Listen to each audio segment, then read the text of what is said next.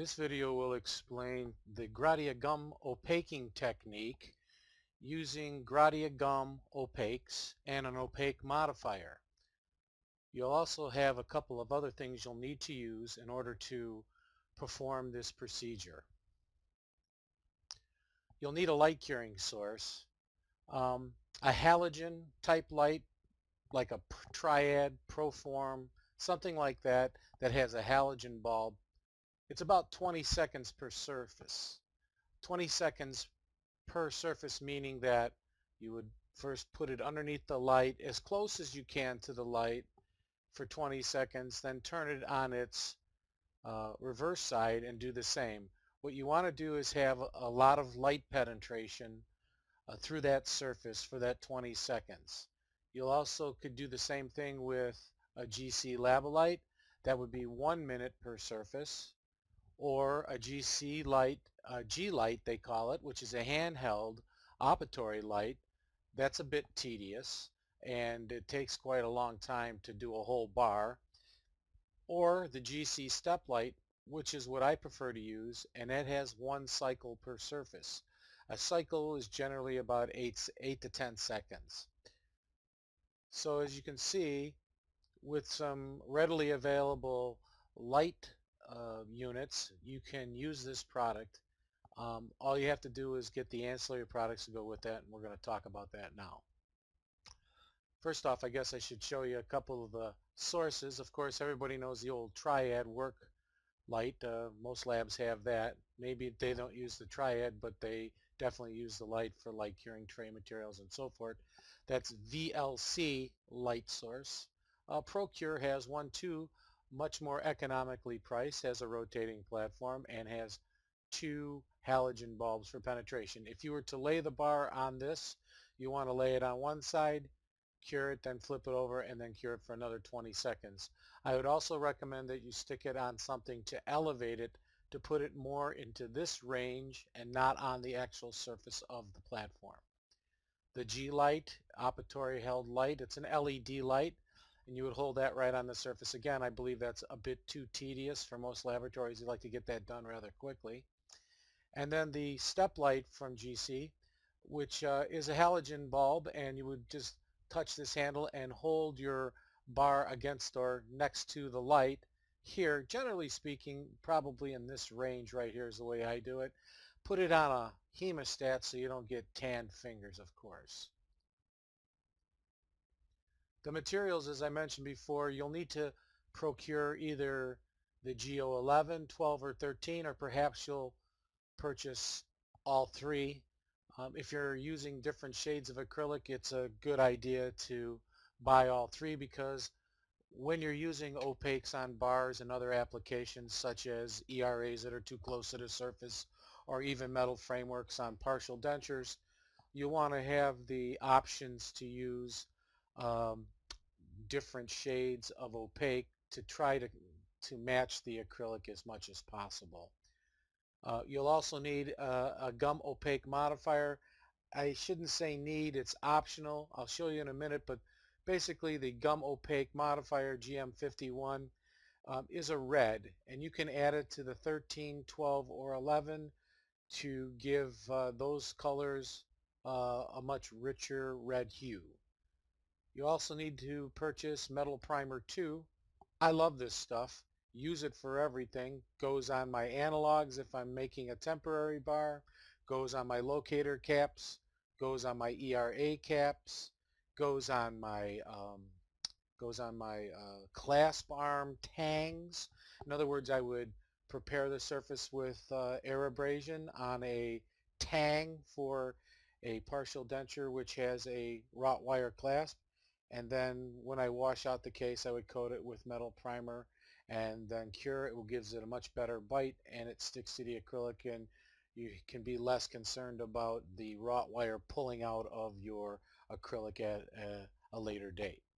You'll also need a composite primer, GC's composite primer of course, to give you the inhibition layer you'll need in order to bond to acrylic.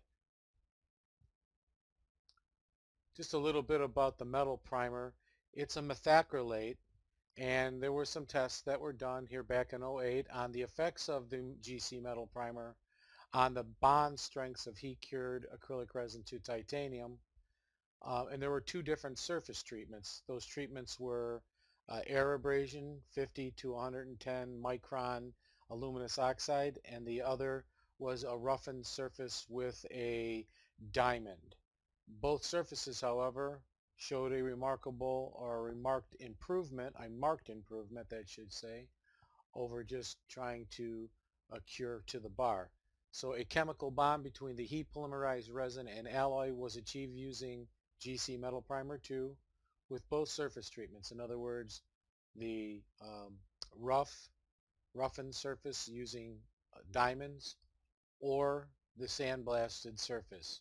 Reduced There were reduced failure loads that were recorded after thermal cycling. In other words, what they do with these tests is they thermal cycle hot and cold so that it tries to fatigue the interface.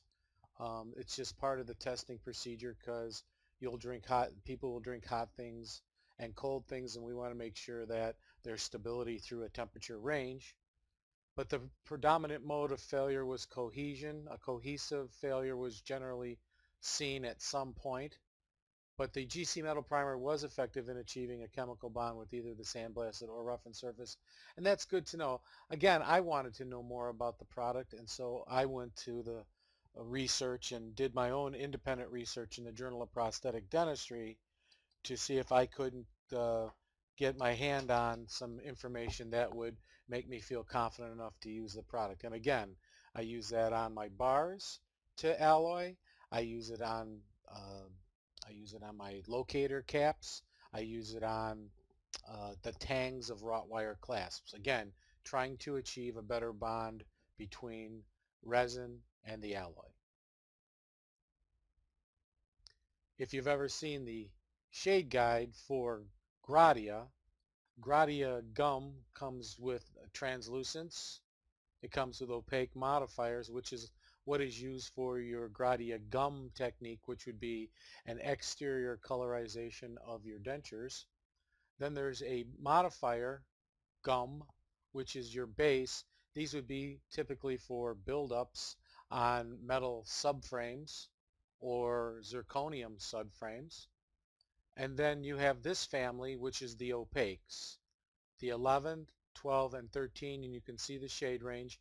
Most people tend to lean on the 12 and then get themselves a little GOM, which is the opaque modifier, 51, which is a reddish color, so they can increase the hue, or I should say increase the color of this past the 13, but they still have a range between these two. There are several acrylics that match the GO11. We have one in particular, and I'll show you that, but this is the family that you want to purchase, this family here. A lot of people, especially guys in the removable end of what we do, don't really have an air abrasion unit because they really haven't had a call for it over the years. I generally have kept one in my lab, but I didn't spend a fortune. And so I wanted to share with you that if you're interested in this technique, to go out and purchase yourself a Paasche Air Etcher. You can purchase these through Zahn or any of the other supply houses that carry the Paasche line. Abrader, it runs on as little as 70 psi. So if you got a 1/3 horsepower motor compressor in your laboratory, it'll work just fine. Very easy to go to the hardware store and get a little attachment for your hose. $125 is a very minimal investment. There are also several nice little products out there to catch the abrasive when you air abrade. The Bubble from Harvest is one that I can recommend. There's also The Box. I think that's from Castanolo. But you want something to contain the aluminous oxide that you'll be using to treat the surface. You could even use a fish tank if you wanted. Little tough though, because the material tends to want to spray out of the top. The aluminous oxide that I'm using right now is from Renfort, and I use the 55 micron stuff. I can't remember the brand name, but if you call them, they have that product available. So the next point that the next thing we have to do is that we have to select a shade. I just wanted to check to make sure. We have to select a shade. Gradia Opaque, again, like I mentioned earlier, is quite unique in the fact that it comes in 3 shades. And you can stylize those shades to match the acrylic used in your overlay. It's important to closely or try to closely match your opaque to the shade of acrylic that you're using, because without that, what you're going to do is you're not going to get the graying effect that you would get from alloy underneath, but what you will get is perhaps a remarked difference in the shade of acrylic you're using, because the background is maybe a shade that's too light or too dark. So it's always nice to get as close as you can. For this demonstration and technique purpose, I wanted to use a 20 penny nail. That's right, I used a nail here. And I use the nail for a couple of reasons. One, that it's easy to illustrate oxide layers and what we're fighting for shade. And it's easy to manipulate. And it's cheap. You know, it's an easy way for me to show you how well these products opaque. I suggest that if you do get the different opaque colors, the 011, 012, and 013, 12 and 13, you may want to make yourself one of these, because the next step in the procedure is to find the opaque, the GO 11, 12, or 13, which closely matches the acrylic that you're using. In this case, I'm showing the light fibered plus, the light, the original shade, and the light reddish pink. Here's the 11, 12, and 13, and again, find that a lot of people lean on the 12. That seems to be the one most to choice. I use 12 and 13 and occasionally 11 because I do use the light fibered plus. So this shade stick will allow you to zero in on your most appropriate shade match. Again, I used a 20 penny nail and treated it just as I would the titanium, so that I could show you how well it works on something as gray as this nail is.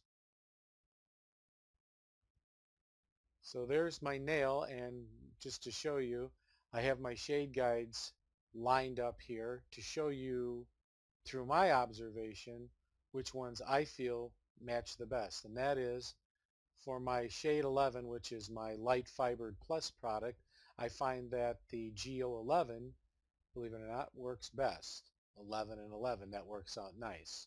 For the light fibered product, I found that the closest one is the 12. 12 is pretty close to the 34 shade, and then 35 and 36, which is your original and your reddish pink, light reddish pink, tend to go on the 13 end. So you'll also notice perhaps here that I have holes in my shade guide. That's twofold. One is I supply the shade guides like that to my doctors because it's much easier for them to place that right over the tissue to match the shade, rather than put the tissue next to it side by side and try to match it. It's easier just to place it right on top of the tissue and read the shade right through the hole.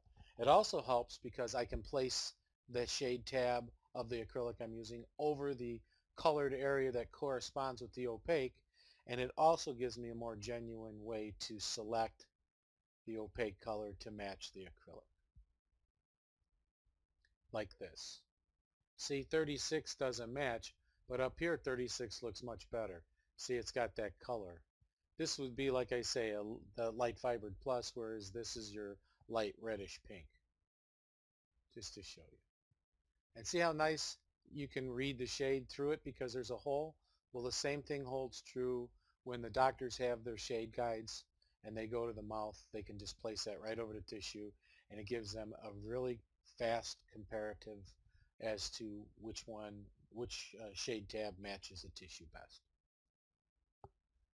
If you do want to dabble into the customization end of it. You can customize your opaque material using the gum modifier 51. I just laid some out here to show you. This was GO12. This is GOM51, which is the modifier, and I mixed them together and I came up with a darker shade, darker than the 13 even. So you get this, this, and this. Again, you can play with it. I added almost equal parts here. If you added less of the opaque modifier, you would have a less intense red. But again, it's up to you. I just show you that the products are available, and it's a pretty unique feature to be able to modify the shade of the gum opaques. That's kind of what it looks like. Just to show you, I had a little bit of red here, and I scooched it over here and mixed up just to show you. Just mix it real thoroughly before you would apply it to your bar or your locator attachment or your partial framework. So let's talk a bit about alloy prep. You know, to prepare it, the research showed two ways. One was the air abrasion, and the other was what I did here was I modified this bar using diamonds.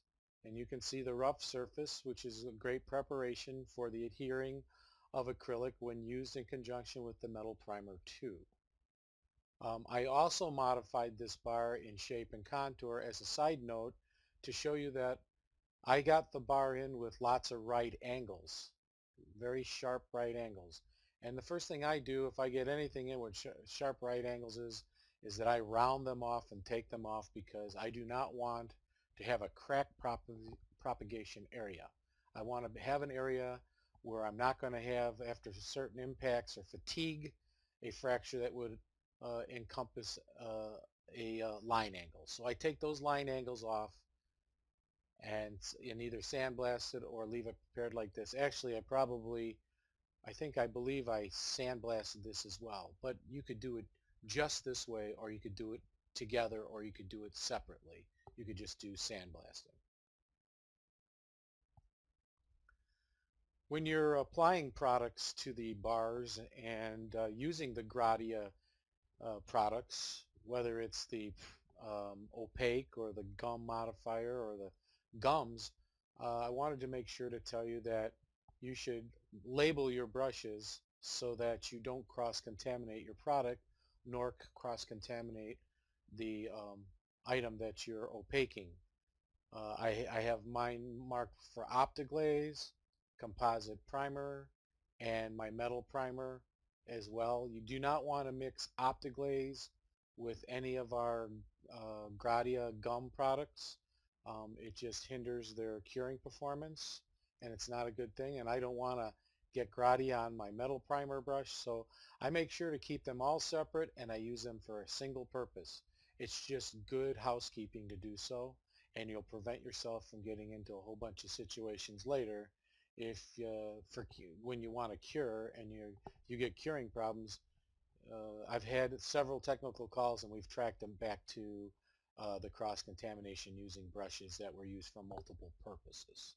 So again, single-purpose brush, label them for your own self-assurance. So here I am, I just air abrade the nail here, 50 to 110 microns, uniform matte finish. When you have the bars, stay off the implant interface. Don't etch your interface. It doesn't shine, and then you'll have to go back and polish it. So there are different ways of doing it. You could paint rubber sep, that's latex rubber, on your interfaces. You could just hold your finger over the interfaces, but whatever you do, stay off of them, because you do not want to change the fit between the implant and the fixture itself. So stay off that. Air abrade it about that distance. This is that Paasche brush I use. You fill that little cup here full of abrasive. Works really good. And just do a puffing technique. Press this button, just puff it, and it leaves a very nice surface. And it's inexpensive. Wash off or blow off the abrasive once you're through. You won't want to touch anything that you've abraded. I have my big old fingers here in the sink, but I would suggest a hemostat to wash it off. Now, some people want to use compressed air, and I guess that's okay.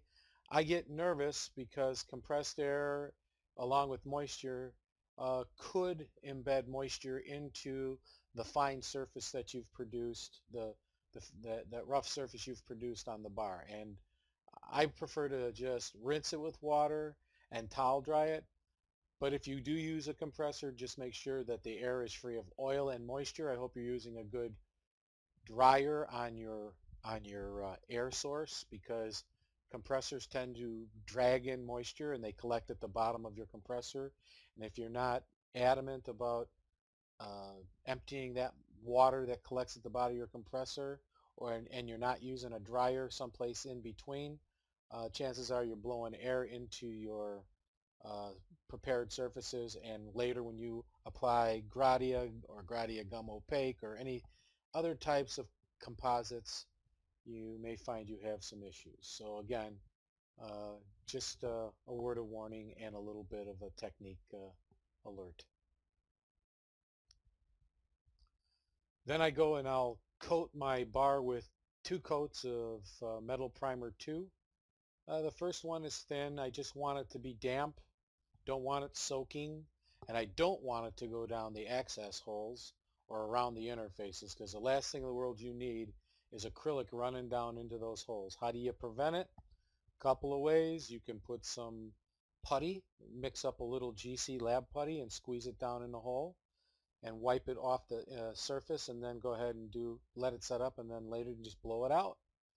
Or just stay away from it. But whatever you do, don't take your brush and go on the edge while you're coating, because you'll tend to pull off a layer of the metal primer. It'll run right down your hole, and then if you get any acrylic down there, you are screwed. So again, just be careful. So you'll put 1 thin coat on, let it air dry, 35, 45 seconds, maybe a minute. Stuff dries really fast, which is a good reason to always put the cap on between applications, or else it's going to disappear in no time. So I put that second coat on, let that air dry, and then I go immediately to the next step, which is I pick my opaque my gum opaque, 11, 12, or 13. In this case it's 12. And my first coat resembles a wash. It just coat the surface. If you've ever done ceramics, the opaquing coat comes 2 ways. It starts with a thin wash, and then the subsequent coat does the coverage.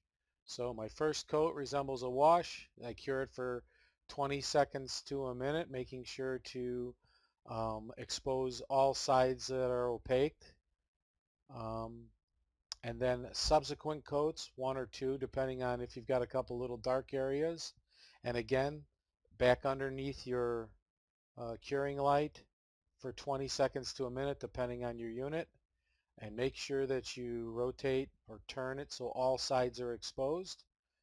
And that will allow us to go on to the next step. There's your effect. That was 2 coats, as you can see. From the gray of that 20 penny nail to the opaque, it's quite nice. Really covers great, and if you've done it right, like I test it all the time, I tested it while I was doing these nails, and when I was testing it before I began using it, and that stuff does not peel off or chip off with your fingernail. It is on there and it's bonded. But anyways, here's your desired effect. And then you want to have an inhibition layer. Now there is an inhibition layer that's on the opaque that you've painted and cured. However, I like to coat the finished opaque bar once it's cured with a final inhibition layer coat. A final coat of composite primer, and then again a 20-second to 1 minute cure cycle depending on your curing unit. But what that does is that sets up a tacky inhibition layer, which is ideal to set up that bond between the opaque and the acrylic. Once that's done, I don't handle it. I grab it with my hemostats and I'll place it on the model and screw it down and then proceed with my acrylic processing, whether that's injection or pack pressing, or in some cases, some people even pour. So here are the basic products. Say you're interested but maybe don't want to fully commit. I can recommend to you, first off, the MetalPrimer II, which is not a one-trick pony, and you can use it for several applications, as I mentioned earlier, from the bars to the locator caps or any type of metal cap for attachments, overdentures, wrought wire clasps. Even some people like to paint it along the finish line on partial dentures to prevent micro leakage between the junction of the acrylic and the metal. Gum Opaque 12 would be my recommendation for you folks out there that are starting out. And if you wanted maybe a little Gum Opaque modifier, if you wanted to darken it up a little bit, and then of course a bottle of composite primer. With these three items and a Paasche airbrush along with your light curing unit of your choice, you can begin to opaque all of your bars and partials and locator caps like I mentioned earlier. This is just a case that was done that way. I like to put things on a mirror so you can see underneath. There's a close-up. There's another case. And again, I want to thank you for viewing this video.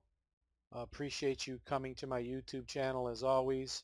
I think we're up to 30 plus videos and about 89,000 views, 320 something subscribers, and you guys rock. I hope you find this to be beneficial. All the best to you, and thanks for visiting.